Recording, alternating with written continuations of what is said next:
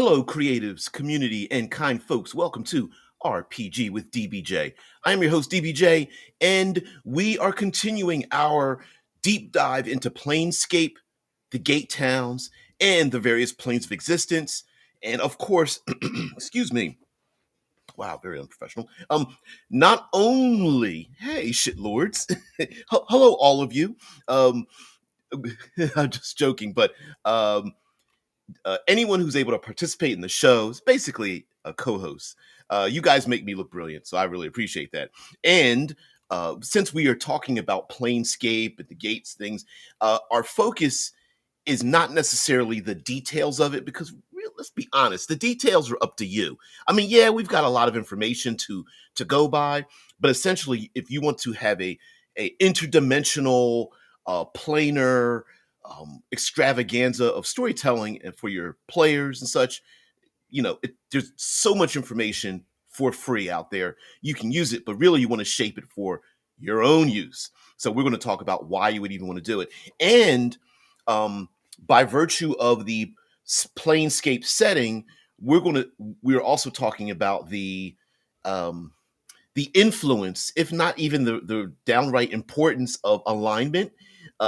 The 9-point alignment system that we all hate in Dungeons and Dragons, but still seems to stick around. Well, Planescape really is the physical manifestation of that, and we'll talk about why, and maybe if you agree or disagree with how it's used. So let's come up with some our today's terminology.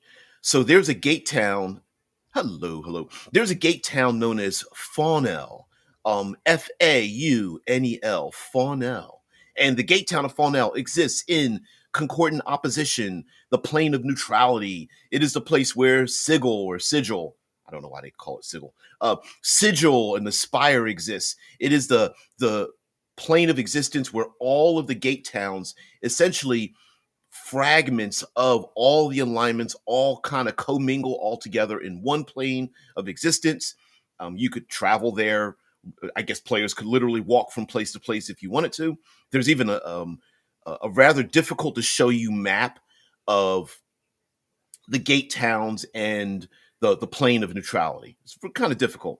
And one of the aspects of the plane of neutrality and having a gate town on it is a fragment of that plane of existence. And we're going to talk about where the gate town of FAUNEL comes from, which is known as the wilderness of the Beastlands.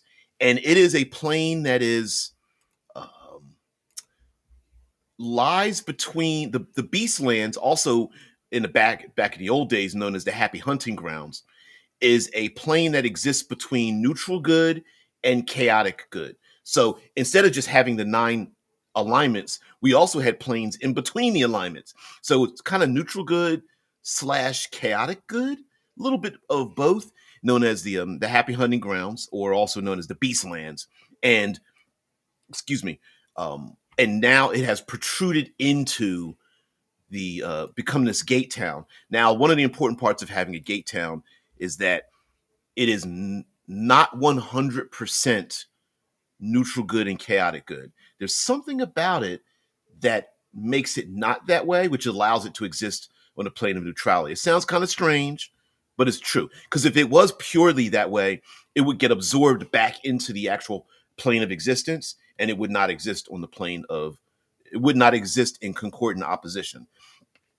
So one of the things that you kind of have to wrap your head around, the idea of the Beastlands, and of course this gate town, is that there isn't any native humanoid life at all. What it is, because what has previously been known as the Happy Hunting Grounds, now known as the Beastlands, is that it is completely filled with nothing but animal life. And this is actually something.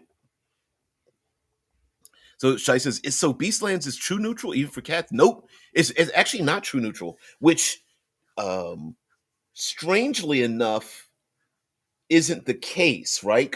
Because we've always been told that, well, animals have either been assigned true neutrality because they're just instinctual, they're not neither good nor bad, they're just completely neutral, or they've been assigned as unassigned. They don't have an alignment at all.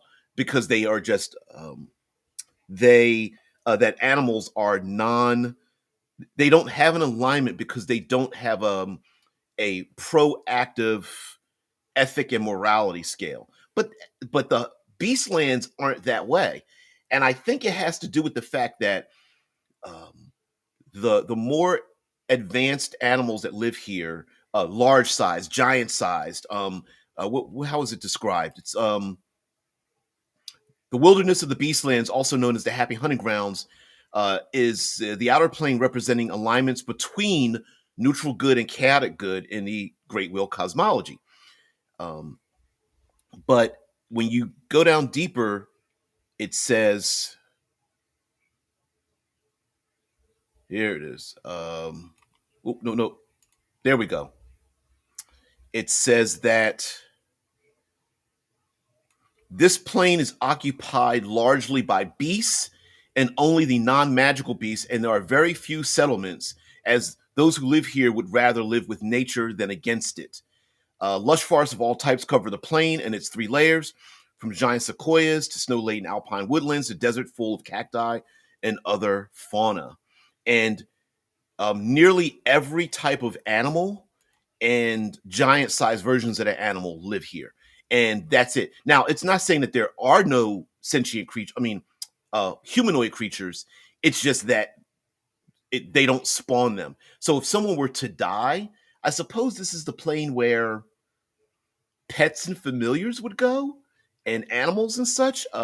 They don't really talk about petitioners coming here unless someone is true with nature. Rangers, druids, most likely, or maybe even nomadic human not even nomadic, but uh, uh, humans that have sentient humanoids that have not or chose not to separate themselves into humanity, that they'd rather live with nature. They would come here too. Yeah, I don't know. I don't. Yeah, like Shy Squad says, sorry, mix up. True neutral. You were referring to the Outlands, right? So how about pack animals? Wolves plus all the hierarchy there. Wouldn't hierarchical animals sort of be lawful neutral or something? Um, I'm I'm gathering that they are presuming that the instinctual nature of animals doing that is in and of itself unaligned or neutral, right? So like you bring up the point of herd animals, uh, wolves have, they put themselves in the ranks. Ants, bees have there's a queen, and then there's workers, and then there's yeah, but they don't choose to be that way. They don't live by that standard. They don't even they don't even acknowledge it. But then you would think, but see, me saying that is like, well, if the animals become sentient, because here's the other part. In the Beastlands, at least as described here, there's a fountain in the gate town of FAUNEL or FANEL or FAUNEL. Anyway, it doesn't matter. There's a fountain, and if an animal drinks from it, they will become awakened. They will have some knowledge. So then I wonder if sentient animals that have voice, that can talk, um, that become aware of themselves, would they then become an alignment because they now have a choice in their behavior, and they would just fall back to their instincts, but that instinct becomes an alignment? I don't know. I'm presuming the neutral good and chaotic good of the that plane of existence allows them to exist the way they want to exist. So the chaos and neutrality and the goodness of the Beastlands is to say, yes, wolves, you can live here as being lawful neutral in your stratified. You know what I mean? Like it's open to you. And Drew's like, Drew's listening like, be careful, you're gonna blow an eye gasket from rolling your eyes this whole time, Drew. He says that is why alignment is just garbage. Throw it in the bin. Which is why the alignment. I'm sorry. Which is why the planes of existence, the way they are described, you don't need to actually use the alignment system at all. Like the planes of existence as they are described in Planescape specifically, you don't need to use alignment. You can just say, hey, this is what the place is like.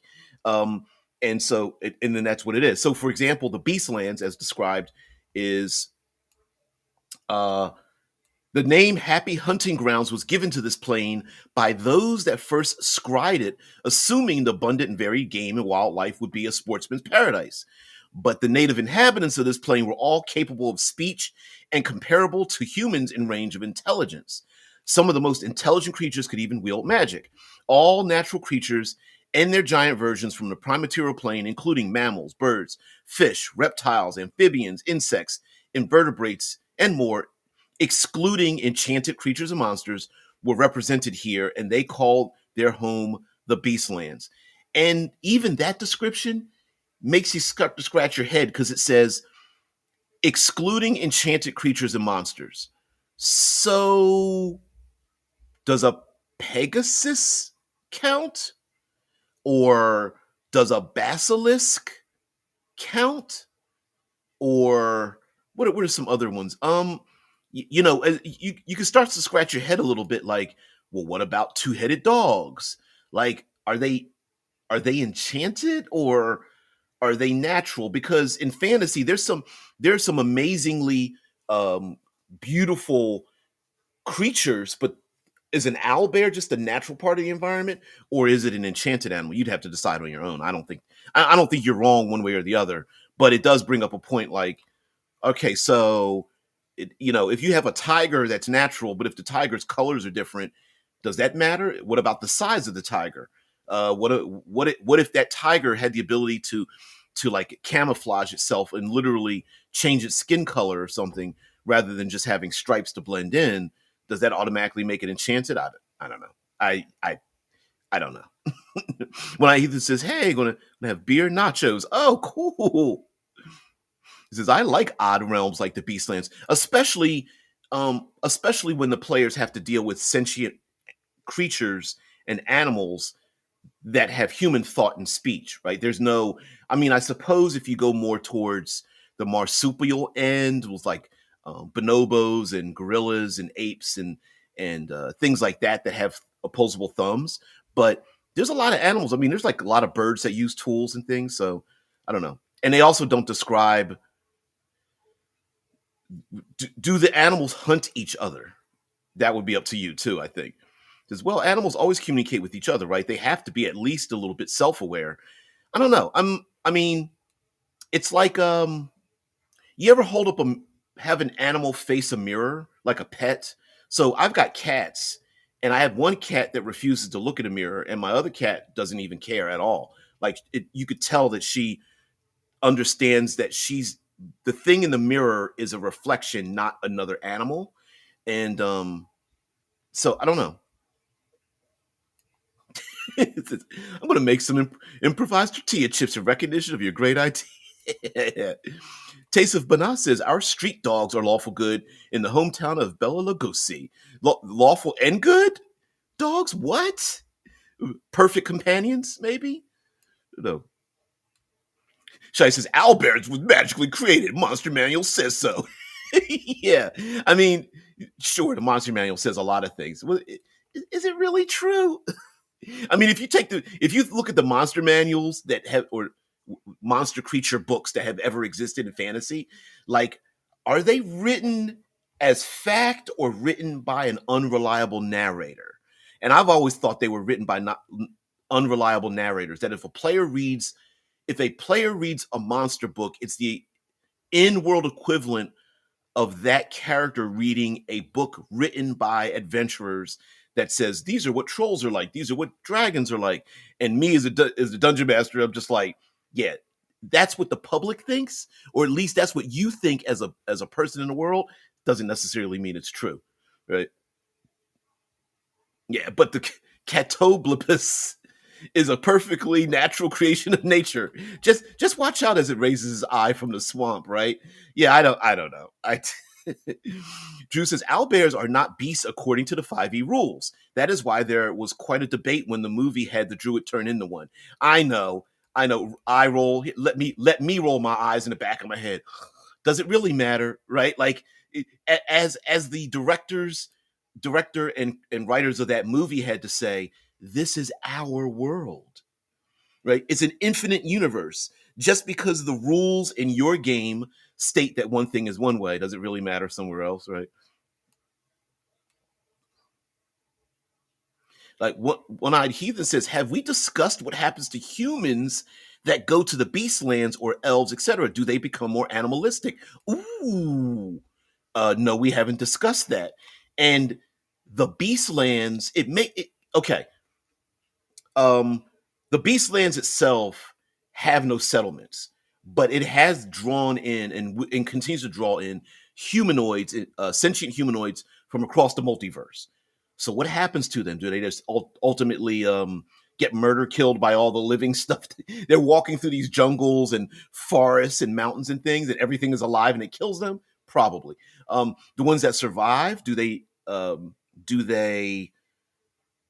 does their intelligence subside after a while? Do they become more animalistic, being unable to create settlements as the settlements become overgrown and consumed or something? I think that makes a lot of sense.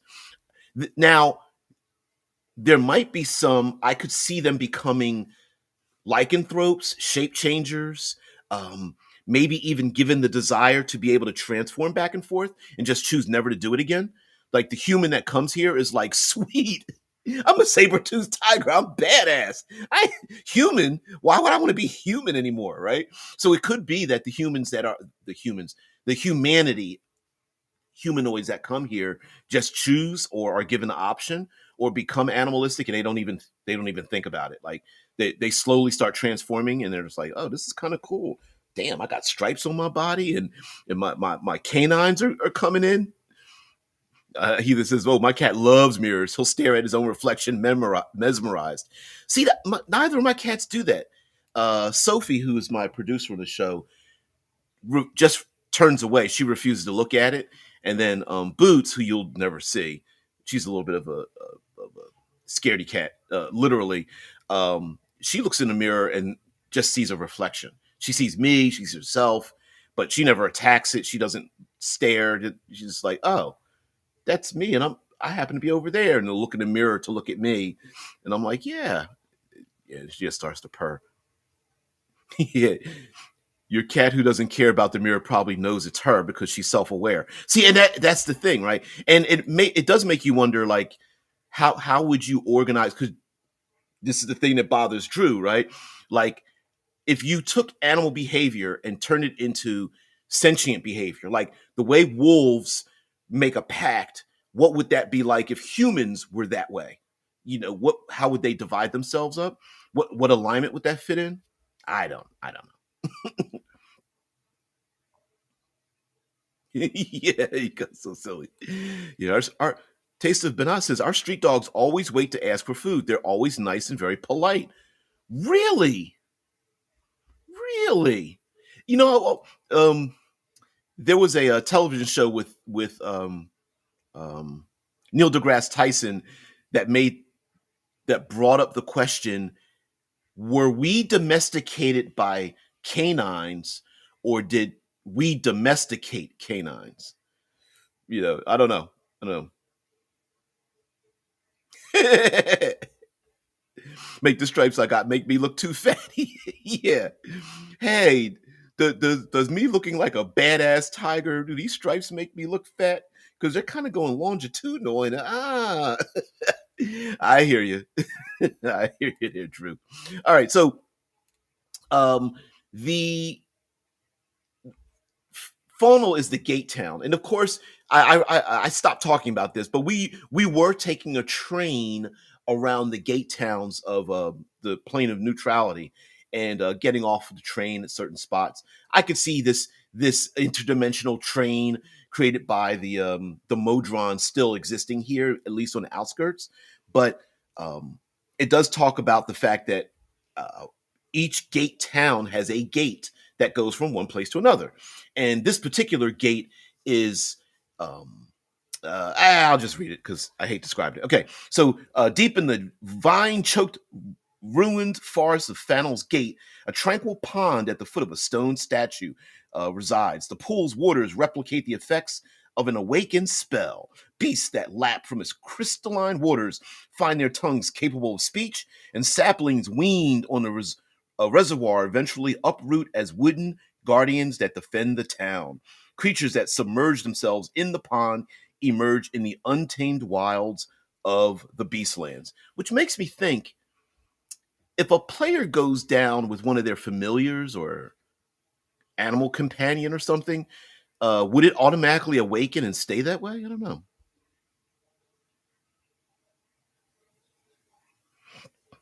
When I said, "What's the argument for canines domesticating humans?" Never heard it before.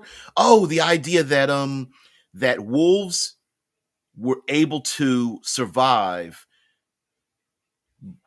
by certain species of canines having humans defend them and feed them and care for them.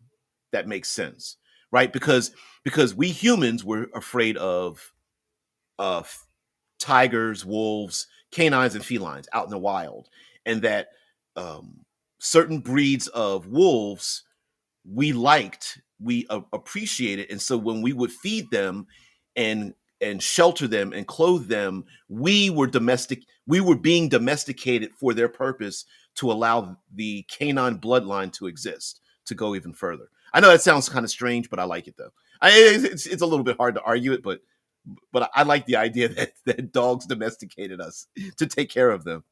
It's pretty silly, and I like it. Yeah, Taste of Benar says, well, everybody always feeds them as long as they're nice, so they're always nice, lawful good, even. Yeah, exactly. Like animals have learned to do things that make their lives better. So if it means that they're nice, or they follow you, or they defend you, or they receive some sort of benefit from it, they're going to the ones that will live longest, and which means they get a chance to breed, are the ones that have the behaviors that benefit us, and then that we benefit them. So the ones that are antisocial die off. The ones that aren't antisocial live on, and that cycle keeps continuing until the point at which a dog is a man's best friend comes about, because they know, hey, wolves, if you don't befriend these people, they're probably going to kill you and stab you, as opposed to us sleeping next to their fire and getting warmth sleeping next to them, and all we have to do is just drive away other predators. When I hear this, I would contend they are nice because they are domesticated. They trust us because we give them food and water. Otherwise, why would they work for us? Sure, I guess weirdly. Hey, Mike, what's up? Says in brevity, someone briefly. So, just based on the title, chance of lycanthropy in the Beastlands?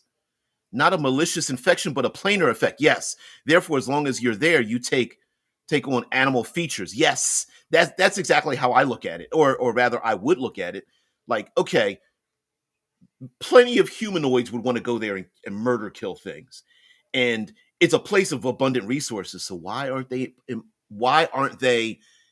Why haven't they taken over and made settlements? Well, the plane either eliminates you because you're going to get murdered, killed by all the living things that are there and that are completely brilliant, or you want to be there so much that you subside into it. You become a wild shaper or a shapeshifter or a lycanthrope, or what's some other animal shifting. I can't think of any more animal shifting people, but you get the point. Where, yeah, Mike, it's not an infection. It's a desire. I mean, wouldn't the druidic I could imagine nomadic or druidic people going like, no, we want to be part of this natural landscape. And maybe there's a rite of passage where young people go out in the wild. When they come back, they can become one of the different animals or something like that. And everyone's like, sweet, you know. He says, "Oh yeah, it does make sense. It's roundabout, but it makes sense. We defended some wolves, so we ended up becoming kinder and more civilized." Yep, yep. Yeah. What's funny about cats is that they aren't even domesticated. We just let them live with us. Yeah. Cats are like, hell no. Domesticate me. You're lucky I let you live here, right? That's how cats are. They're like, yeah, you built this house and buy food and everything for my benefit. Yeah, hell yeah. Oh no, they know we have silver. Oh, ow. Ow. All right, but not you're wrong. Like, no, they know we have silver bullets. Crazy. Which hmm. So all right. So we have the Beastlands. It's basically nature overrun. How would you guys and I'm going to make this a bigger question as well because I wanted to ask this question and I wasn't sure how to phrase it, even as I'm thinking of it now. But um, it's between the planes of neutral good and chaotic good. Does that mean that the beasts that live here do not hunt each other, or is the good part of the alignment? I know that Drew is just like, take it easy, Drew. Um, is the good part of the alignment only because there are abundant enough resources for all living things to live here to the point that they don't need to hunt each other? So if any of the beasts here were taken out of this plane of existence, they would just be be on a murder killing frenzy. But we know that in nature, when animals have enough resources, enough shelter, food, enough safety, that they will actually befriend their prey because they have no need to hunt their prey down. So, but I don't know what you think. And okay. I'll add the second question to this. Um, and this doesn't have to do with the Beastlands. This has to do with sin, doing things wrong, dying, and going to another plane of existence. All right, and how we can use that for fantasy. So in humanity, we have ourselves known sins that people have, usually related to religion, but not always. And when someone commits these sins, they are punished for that sin. Um, do you think there are, and if there are, how would you adjudicate human beings committing sins in fantasy and then going to the outer planes of existence when they die or get cast out? What happens to them? Let me give you a perfect one. Um, uh, Kinslayers. So in Game of Thrones and in real life, historically, you were considered to be completely evil if you killed a family member. You were a kinslayer. You killed a sibling or family member. Um, Regardless of the circumstances of you doing it, if you were a kinslayer, you committed a crime. And there's other sins. I wonder how that translates into fantasy. That's all. Anyway, that's what it. So Mike says, so a migrant from the Beastlands might be a non-Eberron origin, yeah, for a shifter or even a Path of the Beast barbarian. Absolutely. And who's to say that the animals brought out of the Beastlands don't become humanoids when they leave? Right? Like that might be a thing. Like they might be perfectly content being an animal on the Beastlands, and then when they have to go on a mission or something, that'd be a perfect excuse for an origin for a player character. Like, no, I normally look like I don't know, a saber-toothed tiger. That's my normal form. I just happen to shift into human beings when I'm in another realm, not the other way around. Taste of Benal says, after all, we are next door neighbors of Transylvania, you know. Yeah, that's so cool. Yeah, but yeah, having like wild dogs that are just very polite and stuff. That makes a lot of sense, right? They have humans give them food and a little bit of care and grooming and things, and then in a way they protect the human beings. So I think it makes a lot of sense, even though it kind of blows my mind a little bit. But I think that's kind of cool. I'd like to see that. I see your comment there.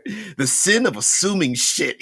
Yeah. Here in the States, that's like our absolute pastime. Just assuming a whole bunch of stuff, right? With the least amount of information, just a title on a thumbnail, and then people go off. It's crazy. Yeah, maybe there is a single, never-ending universal food source. Maybe, or I don't know. Maybe there's a power of the Beastlands that just doesn't it. So the intelligent wolves and alligators and tigers and stuff like that. Maybe they still. they still puff their chests out like they would, and so they don't kill for food, but they do for territory or status or something like that, maybe. So Mike says, well, let's address alignment versus life. Okay. Does a person who's lawful good raise and then slaughter a cow for beef? Does a good aligned ranger kill for food? Yes, yes, they do. Exactly. Exactly, right? And that again, you know, Drew's right. Alignment kind of sucks because it's like how good is lawful good in a world where, you know, we still eat food and we still have to defend, you know, our homelands and kill people and stuff, and we still train people to be warriors, and you know, so at a certain point, like, is lawful good, you mean you have to be a pacifist? I don't know. It does bring up not complicated but questionable things. Now personally, I like the idea that the planes of existence allow us to develop into it. You don't have to answer that question. The whole point is to play the game to answer the question in the first place, if that question is even able to be answered. And if it is, does it default to what the players assume is the correct thing, since they're the main heroes of the story? Or is there a correct answer and the player characters are questioning the status quo only to figure out that they can't change it or something like that? Says, well, sin is not a universal concept. I agree. Thought there was a few things most societies considered unlawful, like murder and theft. Exactly. And yeah, ergo hunting in the Beastlands would be as natural as it is outside of it. Um, yes, except that it specifically states that the people that hunt in the hunting grounds, uh, I guess for the point of exploitation, pretty much get taken out pretty quick. So I don't know. So hmm hmm makes one go hmm. Drew says, "I am without sin, so I could throw the first stone." Well, I'm glad you're so extremely humble. I'm right. You're more humbler than everybody. Mm-mm-mm.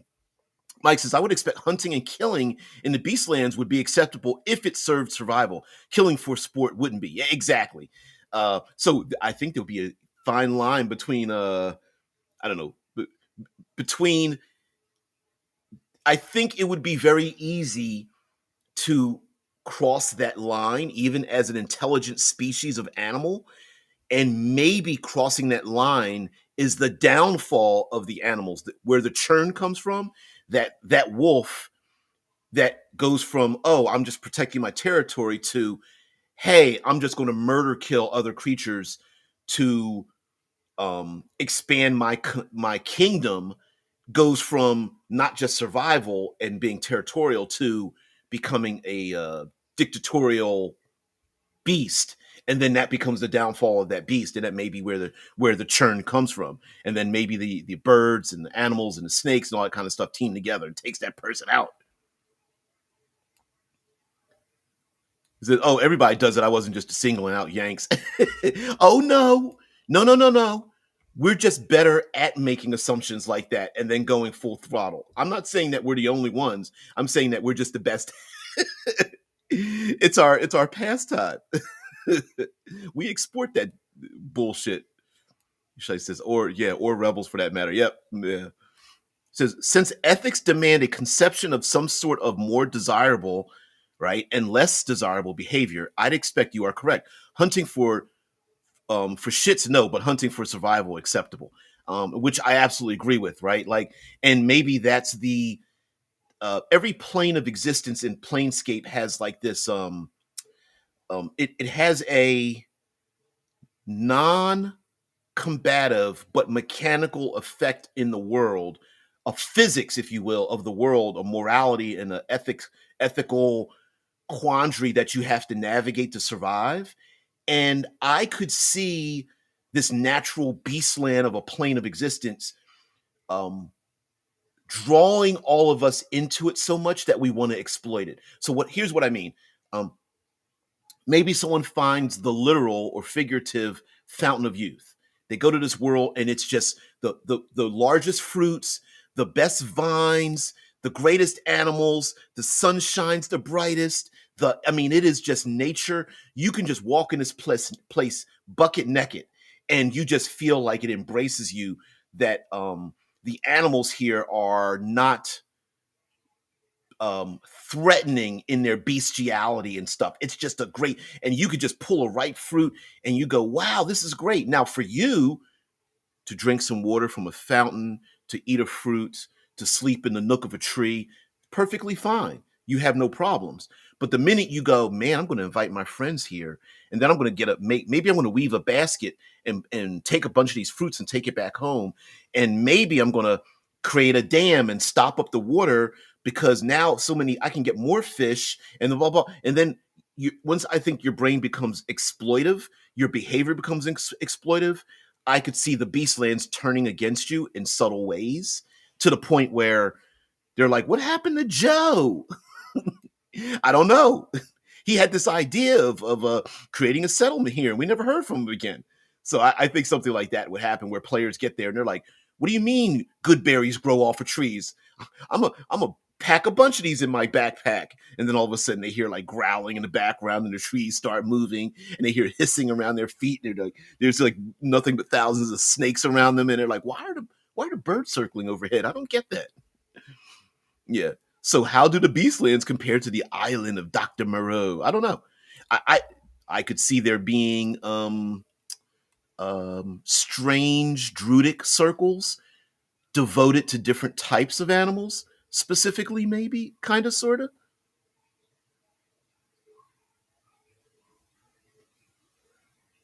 Mm-mm-mm. Mm-mm. Funny. The nature of life is to eat other life. Yeah, yeah, yeah, yeah. Um, unless the Beastlands breaks that, it doesn't. It kind of doesn't even go into that, which I get, right? But it would make a lot of sense that there's a constant churning of like life in the Beastlands that humans get pulled into, and they're not at the top of the food chain.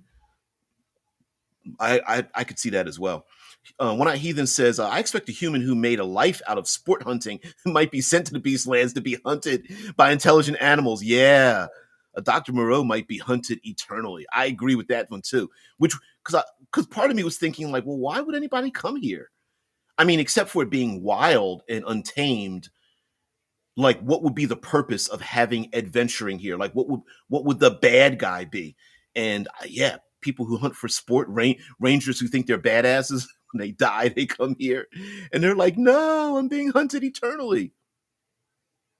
Shy Squad says, "So sins and taboos are actually pretty different." I'm just a regular Michigan Michigander who spent the last 20 years abroad. Yeah, you're from that place up north because I'm in Ohio Valley, so yeah. The Beastlands might have a version of the Wild Hunt. I could see that, like maybe the I could see an unassigned what would you call council of animals. So um not a deity so much, but I'm going to use the word deity, like an avatar of snakes, avatar of birds, avatar of predators, avatar of the different types of animals, insects or whatever, might be like the kings and queens and movers and shakers, and then they decide, they agree and come with treaties on how they treat each other, and then when um, usurpers come here, outsiders come here, they may assemble a hunting party to hunt them down that might be made up of birds scouting up ahead and then insects digging underneath and predators hunting through the woods to go after people who are like who don't belong here or are the worst sinners, I guess, in the prime material plane or something like that. He says, I wonder if predator and prey animals would periodically meet in councils to decide issues. I hadn't even read that. Yep. And for that time, no hunting. Yeah, prey animals might say, you can kill so many of us now, but your food supply would dwindle. So we request your you living your hunting to us to a season and only X amount. Yes, and it could, and maybe there's they could agree upon this basically based on seasons. This could be something where their brilliant sentience gets subsides at a certain period of time, like maybe during a certain season or certain celestial event or something like that. They are less logical and more instinctual, and they purge themselves in some kind of way, and then they, after a while, they overcome it or something like that, maybe. And to them it might be very normal, even though to us we're like, I don't know if I can eat that fish if it keeps talking to me. Right? Mike says, frame it like this: if the tiger chieftain can kill me in the Beastlands and feed on my flesh, then I am allowed to kill the tiger chieftain and eat his flesh. Ooh, you take over that spot. Maybe certain animals take over other animals' spots. A a giant cobra kills the tiger chieftain and becomes the new tiger chieftain. Maybe. Nah, I don't know. Maybe. Or a a human comes here and becomes a worm, and that worm is consumed by a bird. That bird is consumed by some kind of like tiger predator, and as each consumption happens, the human sentience inhabits the next level up, maybe. I don't know.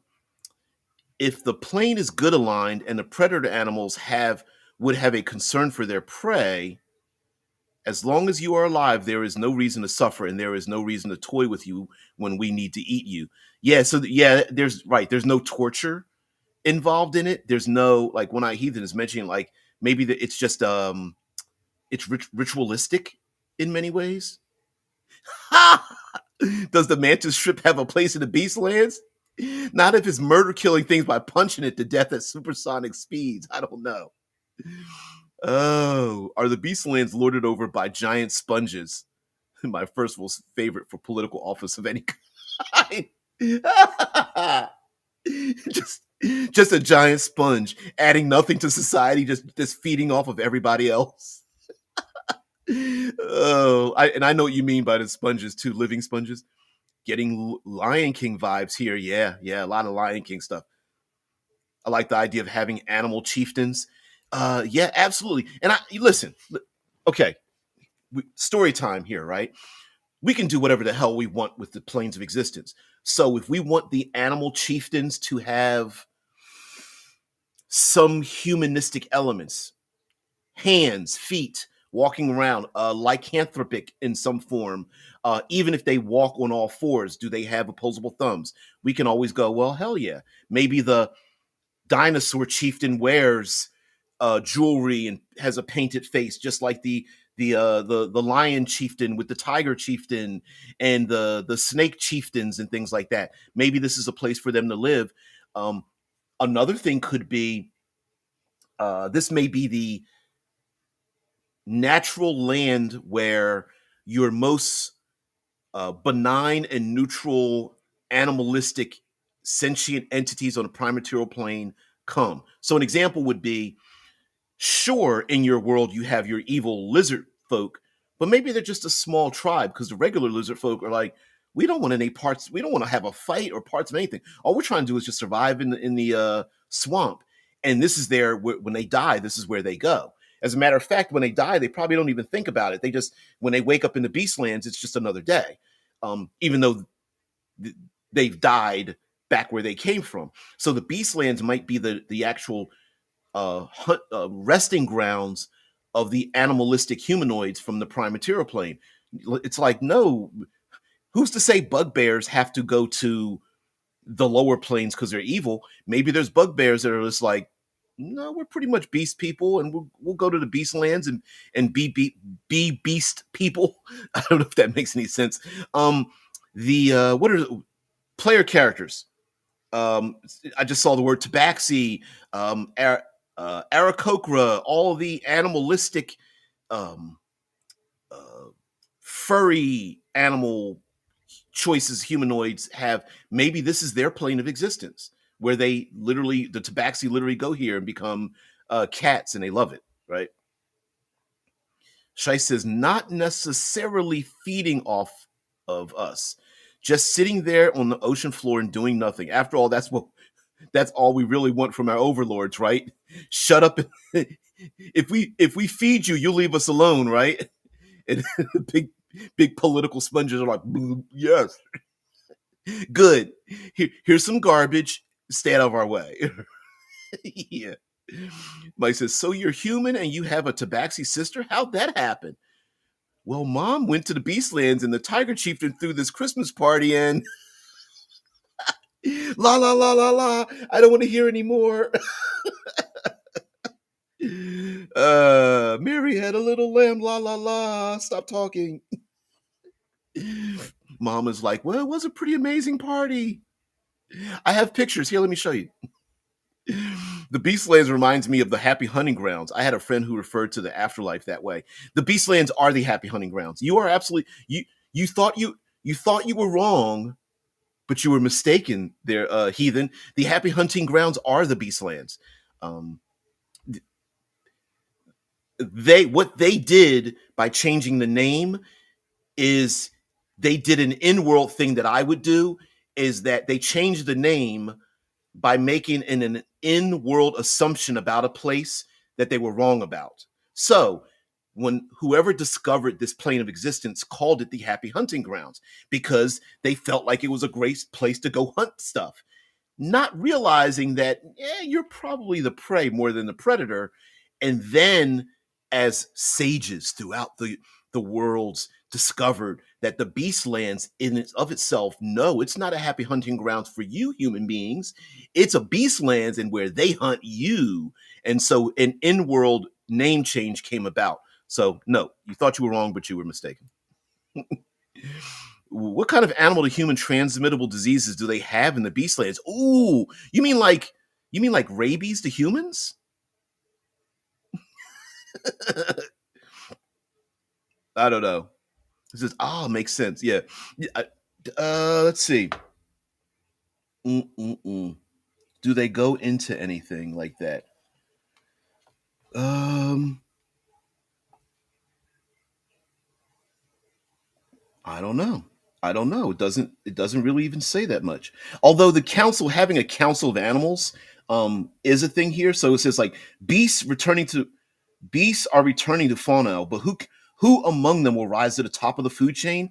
Three factions of awakened beasts vie for control of the animal kingdom. The following leaders, all of whom speak common, guide the packs. There's Evan Claw, a lawful neutral saber-toothed tiger. There's Ophelia, a lawful good elephant, and Parzav, a neutral giant eagle that each control their own bits and pieces and such. We got to get back into our storytelling. Yeah, yeah, exactly. Shice is like, it's like, yeah, but I guess by 2E, the real Planescape, exactly, it was already Beastlands, and Happy Hunting Grounds was only what the clueless primes called it. Exactly. I remember all the slang primes and what's a body gonna do, Burks. I can't remember it all, but yeah, yeah. Mike says, work calls. Remember to call your Tabaxi sisters. Mom said so. Yeah. Yeah, and ask mom about the party. Oh man, that's why mom had those scratches all over her back. Like, oh yeah, literally. So would diseases exist in good aligned planes? If so, what would diseases uh look like? Even I don't know. Now you could make the argument if we go back to lycanthropy, we could go back to the fact that on this plane of existence, it's a good thing. Like a human that gains lycanthropy on the Beastlands actually has a greater chance of survival than if they didn't have it. So it might be a good thing. But if it was transmittable outside the Beastlands, we look at it like a terrible thing. Oh no, that person was bitten and you're going to transform into a wolf. On the Beastlands, they're like, yeah, because yeah, right. And then in versions of that. So I don't know. I could also, here's another thing. There are many diseases human beings get that animals never suffer from at all. Disease could be a great equalizer on the Beastlands. Like maybe human beings that try to live here just suffer from so many horrific diseases that the animals just bypass them. They're like, man, we don't even need to hunt them down. They're dead in a week or two, so whatever. Right? Like the humans that can't survive here, that aren't in tune with nature, or that nature doesn't want to help. It, like, yeah, there's a lot of natural diseases. It says Shai says, good aligned fleas and chiggers. Yep, good aligned river blindness, tsetse flies, noble minded. Yeah, maybe, maybe, because there's, listen, we love ourselves some great, beautiful predators, snakes and cobras and sidewinder snakes, and maybe even giant spiders. And we think of giant sized predators as being the most dangerous and the most noble. But who's to say bees, like you said, tsetse flies, small insects, gnats, mosquitoes. Who's to say they aren't the top of the food chain, even above the? Imagine the great chieftain that everyone's scared of and goes and bitten on the neck. It's like, ow, the hell, stop, and kills the mosquito, and the mosquito. Um, the mosquito tribe or council, which is a billion strong, right? Is like, did they just kill one of our brothers? Did that chieftain just kill one of our brothers? Oh, we're taking revenge. And it's like, oh, go away. Stop. So we never know. Mm-mm-mm. That'd be pretty fun. But yeah. There's a river blindness, there's a sleeping sickness, malaria. I mean, that's, and these are only things I can come up with. Yellow fever, scarlet fever. I'm trying to think of some other very. Oh, there's one that's spread by rats through cats. I can't think of it. Can't think of it. Anyway, but so storytelling time. I could see missions where the players have a here we go with one of my favorite tools, time. So they're looking at their watch, and the players know if they're here too long, the plane will absorb them. They will become one with the plane. They won't want to leave. Yeah, rats through cats. You mean the Black Plague? No, but yes, the Black Plague counts. There's one called shit. I can't. T- and I'm thinking of the word tabaxi, but that's not it. Mm-mm-mm. Mm-mm-mm. Disco fever. Yeah. Disco fever. Dun, dun, dun, dun. Yeah, polyester. Got the shirt unbuttoned down to the navel with the hamburger meat on the chest. Yeah. You know what I'm talking about. You know what I'm talking about, Drew. Got to have the hamburger meat. You know the curly hairy chest. Anyway, um, the I could see players having to find a MacGuffin on going through the gate town and then having to go into the Beastlands to find a thing, like to find a person, place, or thing fast enough before they are completely lost to this world. I could see not being able to navigate in the Beastlands, that any kind of charting or map or something is completely useless. Um, the players could be dumped here, not by accident, but like they inadvertently find a gate to get here. They get to the Beastlands, and then it becomes very difficult for them to find their way back out of a dense, overgrown jungle-like place, only to find out that the animals could lead them out. But why would the animals do so? Lastly, I could also see players. Oh, thank you very much for the. He's talking about the interesting idea of like good aligned tsetse flies, noble minded nematodes. That's pretty funny. No, noble minded. Um, I could see also the player characters being defenders of the Beastlands. Like maybe every player character is a character that came from the Beastlands to go outside the Beastlands to protect, defend, they're agents on a mission from the Beastlands, and that way players could be anything from like druids and rangers and barbarian type. Hell, every other character class would fit into this as well. Like my monk used to be an animal. That's why I know mantis style. But really, I actually, what is it? Kung Fu Panda. Like, I don't just know mantis style. I am a mantis. um, Something like that. Like maybe the player characters have left. Clerics and warlocks completely fit in as well. Related to and worshiping of the bestial avatars, chieftains, things like that. Um, how how sweet and cinematic and wuxia and anime would it be for a player character like a wizard or any kind of arcane character to have a spirit form of animal behind them when they take on their ultimate form when casting a spell? Like a wizard charms someone, and the reason they're charming them is because when they blink their eyes look snake-like, and their tongue is like snake-like, and they just they move back and forth to hypnotize them, or things like that. Artificer Warforged from the Beastlands. Well, no, but yes. So instead of constructing something, maybe that it is grown from something. Like I could see reflavoring that type of character to use natural herbs and fruits and pine needles and seeds and such as artificial objects. So instead of chemicals, they have a fruit that they squeeze or peel. Instead of what is it? The aloe plant heals burns and such. Like maybe there's something like that. And instead of a warforged, maybe they are a plant creature. You know, there's nothing within the words that are written that something has to be metallic. So I could see maybe a what's the term?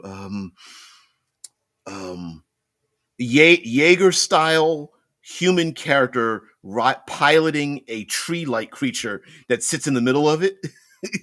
That would be kind of fun to make. Even if it's just an aside, right? Like, well, my Warforged isn't actually one character, it's actually two, because my small pixie creature rides inside of a tree, and every once in a while I get out of it and drink ale at the local thing with my tree sitting outside with a pilot's chair in the middle or so. I don't know. But you can have some kind of fun with it, right? If you're real good at reflavoring things, you can have some fun. Oh yeah. Your mercenaries and a druidic aristocrat gives you a shitload of spice drugs so you get addicted and never leave the woods ever again so you can guard the plants that make your spice drugs. Wow, you went down a dark path there, Shice. You're like, oh no, we're not heroes and mercenaries, we're drug dealers. Because that's kind of what you're describing, right? Oh, which listen, it's your game world, whatever. I mean, you got the best, spice, reefer, ganja. What are some other names? Come on, you guys know all. You young folk know all the names. Drew says the pilot is a squirrel. Ooh, I want to play that. Yeah, why not? That's it. Listen, you make up a character that has a familiar of a squirrel, but the real character is the squirrel, not the person that summoned the squirrel. You actually, hey, wizard walks into a tavern with a squirrel in his head. Bartender says, "Hey, that's strange." Squirrel says, "Yeah, human parked itself under my ass, and I don't know why." Right? Like that could be the thing. The squirrel's the real character. Yep. It's all to save the environment, to make people want to do it. You got to get them hooked on plants, man. Uh, my paladin has a T-shirt that says "Stop harshing my mellow." Yeah, when I had this open for pot, yeah, weed, bush, chronic, Mary Jane, green, bud. There's so many more. There's so many more. Urban Dictionary. Let's see. Urban Dictionary. Let's see. Words for. Let's see. Let's see. Bluntwort, weed flusk, blunticious, bumbleweed, weederisms, weed shah, weed o'clock, dildash. Wow. Skitley Screet. Oh, YouTube's going off on me now. Pakistani Black. What the hell? Budsky. Mm-mm-mm. So wild. Trees, man, trees. Yeah. When oh God, yes, of course I have you looking up names for pot. I haven't been able to smoke or have edibles for months as per agreement with the housemate. Oh no, sorry. Hey, Ohio just made recreational marijuana a thing here in the Ohio Valley. So that's new. And there's a dispensary literally directly across the street from the post office at my where my job is at. And there's one not very there's two near one across the street and one nearby, just right from the job. And I'll never go because even though they claim that they do random drug testing, I've never been drug tested, but I guarantee you, if I ever go over there, drug testing the very next day. I agree. Yeah.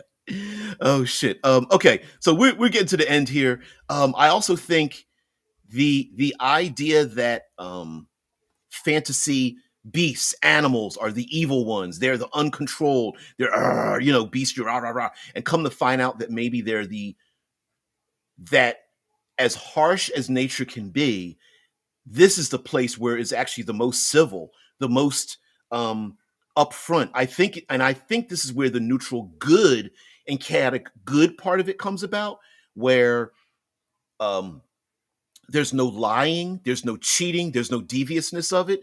It's pure nature. Here's the rules of nature. It's up to you to discover them. But once you discover it and fit in, you can fit in where you get in, and you're embraced by the culture, the environment. Literally, the environment and the culture is one and the same. So I see that the good could be here. Maybe the player characters are what's the game? Where the original Werewolf the Apocalypse. So in Werewolf the Apocalypse, player characters play werewolves, and all of humanity thinks werewolves are the evil things in the woods, bestial people that rend flesh, human flesh, and eat flesh and whatnot. But players play as the heroes in this world. They're actually fighting the thing. I could see how awesome it would be for players to go around air quotes kidnapping innocent people to bring them here, because this is the place they actually will have the greatest chance of survival. Players defending nomadic people in the prime material planes and the other planes of existence who yeah, Pentex propaganda. Yeah, somebody else knows that game, Pentex propaganda. Yeah, right. Where the player characters are for those who don't know, Pentex is the mega corporation that's been trying to hunt down and murder kill all of the shapeshifters, the wild shapers, the Garou, the werewolves, and using propaganda to cast them out as the evil ones, where the heroes are really the rebels, the saboteurs, the insurrectionists as the heroes of the game. Listen, I think you could get a bunch of players on board, even if they are anti eco-friendly, but to make them the underdogs, the saboteurs, the like I said, the insurrectionists, the infiltrators, the ones who are taking down the man and having them leave the Beastlands or whatever to be agents to go out and destroy things and come back and bring back people and save them from their lives. I think that'd be a great backwards styled campaign where you could have maybe flow in a little bit of fey creatures, flow into some like plant like options, a ton of animalistic things, and just reflavor a bunch of shit. Like, what's my magic missile look like? It looks like um, wasps that this come out of nowhere, or my claws shoot out, or what does your thunder wave look like? It's a roar from my body, from deep in my belly, or something. What does, maybe some powers are like disease like, or swarm like, or body transformational. Hey, it's not a shield spell. I just grow a shell around me like a turtle shell, or hardened bark, or my fur thickens, or something like that. I'm constantly surrounded by storms, as an animal or whatever. A player character who's literally a mount for some other person's character, right? Hey, I'm a play a Goliath, but I'm really going to be a mount for somebody else to ride on the back of me. And it's like, oh, that's kind of a cool idea. The druid who doesn't ever take a human shape. Hey, let's change the rules, and you're pick an animal form that you're always in instead of a human form, and a human is one of your wild shape forms. I would do that. I'd let a PC do that, and you have to pick humanoid as, or some type of humanoid, and maybe that humanoid isn't really human. It's a bugbear or an elf or whatever, something like that.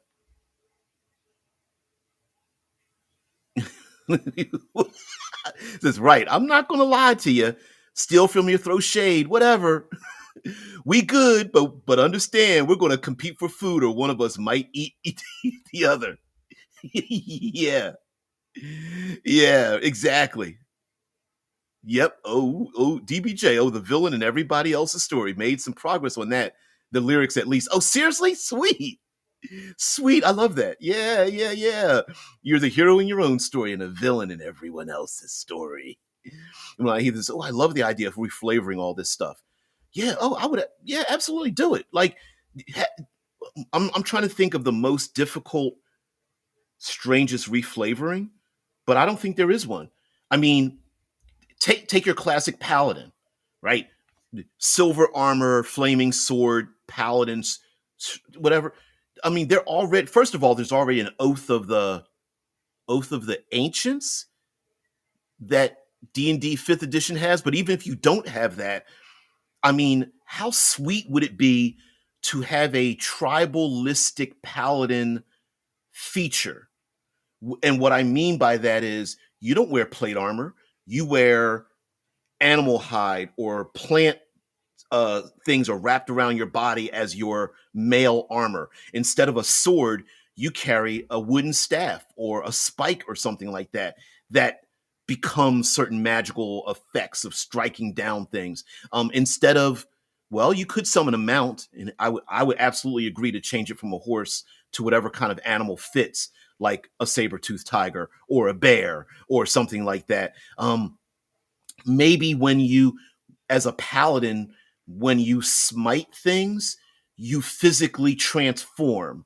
Um, I don't mean like, I'm thinking anime style. Like, as you strike with your weapon, it's like a flashes where you turn into like a bestial tiger like form, and it looks like you, when you strike with your sword, there's a flash where it looks like you're striking through them with claws, but then when you pull back, you're still a human being, and you have a sword in your hand, but when you look at their body, it looks like tiger claws ripped across their chest, and everyone's like, what the hell just happened?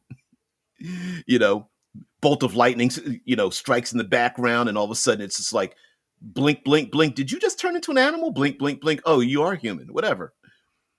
Oh yeah. Hey, nature isn't personal. Yep. When I hear this, I love the idea of reflavoring a Warforged as a giant tree. You'd be playing essentially an ent. Exactly. Exactly. Oh, I want to see a snake wrap itself around its mount. Well, it could sit on top like a spring. Listen, snakes are pretty smart. It could be a little springy. What's Oh shit, there's a oh, what's it called? Oh damn. You just made me think of a tongue-in-cheek post-apocalyptic powered by the apocalypse supplement where there is a snake riding on a oh, what was the toy? It was a wormy toy you used to bounce up and down on, that little kids could ride on. Oh my god. And as player characters, you can play something known. You could play an alien, you could play a Twinkie, a roach, a bunch of stuff that existed after The Fall of Mankind, World War III. It was something like that. Very tongue in cheek. God, I can't remember the name of it. If you ride a saber-tooth tiger, then you better name your character He-Man. Exactly. Cringer and He-Man. He-Man. Mm, mm, mm, mm, mm, mm, mm. Yeah. Cringer and Battle Cat. Yes, I want a barbarian riding a green saber-tooth tiger. In this, hey, listen. Listen, if the rumors are true about He-Man, being in the Beastlands isn't really far off, right? Like he's kind of one with nature.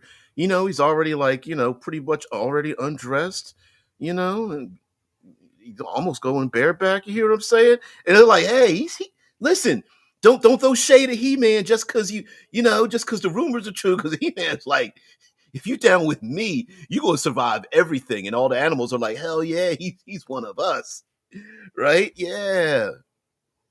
Now I will say a prayer for King Capybara. Capybara? Is it capybaras? D&D could actually fit super well with the He-Man universe. The names are a little bit cringy. Yeah, Cringer's like, I mean, Battle Cat is a pretty badass name. I gotta admit, I always loved that cat. He-Man's kind of dumb, but whatever. Anyway, guys, I gotta get out of here. So do you. Your time is very valuable. I appreciate you spending it with me. So, in return, I hope for your tabletop role playing experiences and your thoughts as you go forward, I can make some change. By the way, just to let you guys know, um, for those who do not live in the States, even though you do understand what Thanksgiving is, there will be a show each day. You can catch it later on. So I will be airing a show the rest of this week. This week it is Thanksgiving, this Thursday coming up. So there will be some disruptions for many of you. And there's also many of you that have your own personal things to do. There is no offense taken on my part. Your real life um, business is more important than being here. So I grew up on that spectacular dumbness. Yeah, so did I. I don't know how to pronounce capybara, but it's got to be a great creature to meet in the Beastlands. They're actually kind of cool animals too.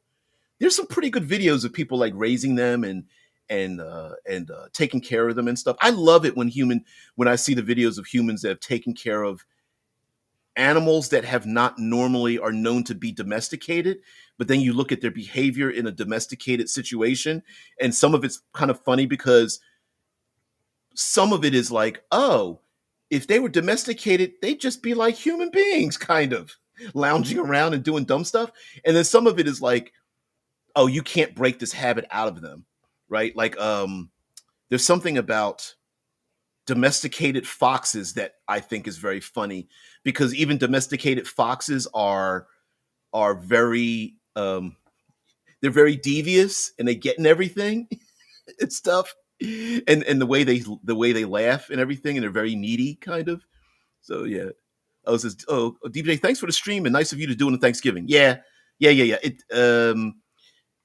even though this isn't not a normal thing, those of us that live in the States, myself, do not feel like we're the center of the universe. So I understand that there are people who don't live here who are like, what is Thanksgiving and why the hell is it important? And because most of us that live here are just like, we don't even think the same thing anyway. Capybaras in German, they call them water swine. Yeah, water swine. Oh, you're very welcome. Wish the bad, but wish to be near either. Oh, I'll just say I don't wish them bad, but I don't wish to be near them. Yeah, listen, we have some pretty fun holiday seasons, even if it means that it brings light to the fact that there are people you never want to be near around. You're like, oh, I remember why I don't like those people. Yeah, right. I'm not saying that's you, heathen. I'm just saying in general that some holidays it goes like, I hadn't thought about them in a while. I wish I hadn't had a thought about them yet again, right? Also, I love holidays because it brings to light how sometimes we can get a little bit hypocritical because the way we celebrate and the reason for celebrating holidays has always changes. Like pronunciations over time, holidays change in their ebb and flow, as to what is the importance of that holiday. And you always get that small minority of people that scream and yell at everybody else that yeah, exactly, of why the holiday exists. We understand. Listen, I know Thanksgiving is basically happy genocidal Indigenous Peoples Day. I get that. I get that. But in my own head canon, it also has transformed into something that actually does have a real meaning. So, um, while I understand the irony of it, I still like the holiday. Yes, I don't know why. I don't want to hold grudges, but I don't want to be with them either. Happy, happy. Here's members of the family I'll never be around again day. Right? Anyway, guys, everybody have a great one. We'll talk about this later, and maybe might even bring up some holiday things. Oh, lastly, for Friday, and I know Friday is the day after the Turkey Day. Um, let's make a character. Let's get together and make characters for Obsidian Star. I have some of the rulings and rules and things like that. It's a 2d12 system. I was going to use somebody else's system. I decided not to. I wanted to make it as simple as possible. Anyway, we'll do that as well. Guys, have a great one. Thank you very much. Who did the last comment here? Um, yeah, well, Indigenous Peoples Day is a substitute for Columbus Day. And it is also known, there is a holiday that celebrates that the day after Thanksgiving. So Friday is another day for that. So yes, that is a real thing. And the day at Columbus Day too has actually been repurposed for that well as well. Yeah, DBJ, every Thanksgiving it's important to remember the Donner Party. Ooh, ooh, Rasputin. So oof, oof. Love making characters. Yeah, 2d12 isn't that what they also use for Daggerheart? You are absolutely right. I'm not stealing from Daggerheart, but yes, it is a 2d12 roll high, not over system. Actually, I'm calling it the singularity system. You'll figure it out. Yeah, yeah. So you dark. Yeah, yeah. Happy Indigenous genocide Indigenous Peoples Day. Yeah, yeah. Listen, we celebrate a lot of Columbus here in the States. A whole hell of a lot of Columbus. He did some pretty nasty things too. So, but that's history, right? We can both celebrate and be hypocritical and be celebratory at the same time. We are legion. We are made of many. So anyway, guys, have a great one. I will see thee later. Peace, and tranquility.